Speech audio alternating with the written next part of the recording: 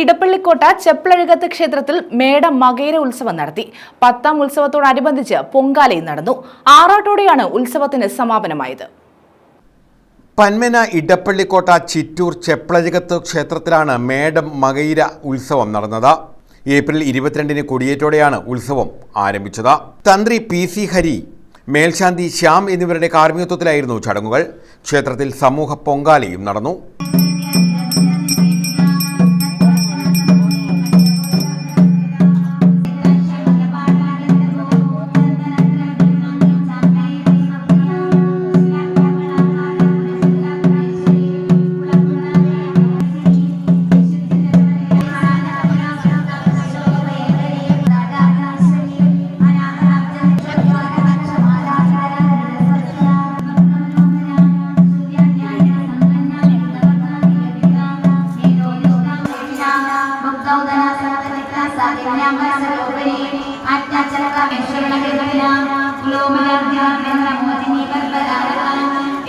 പത്താം ഉത്സവത്തിന്റെ ഭാഗമായാണ് പൊങ്കാല നടത്തിയത്. നിരവധി ഭക്തരാണ് പൊങ്കാല ചടങ്ങുകളിൽ പങ്കെടുത്തത്.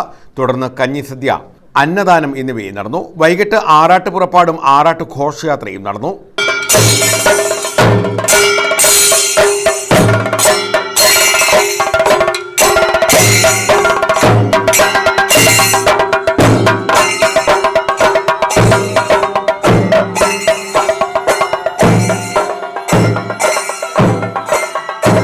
വാദ്യമേളങ്ങളുടെ അകമ്പടിയോടെ കൊട്ടാരത്തിൽ കടവിൽ നിന്നുമാണ് ആറാട്ട് ഘോഷയാത്ര ആരംഭിച്ചത്.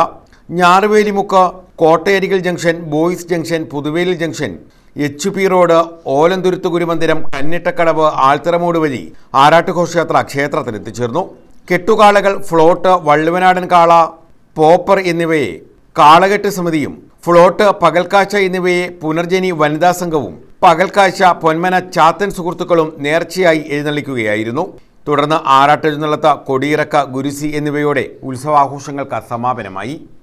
News bureau, Chavara.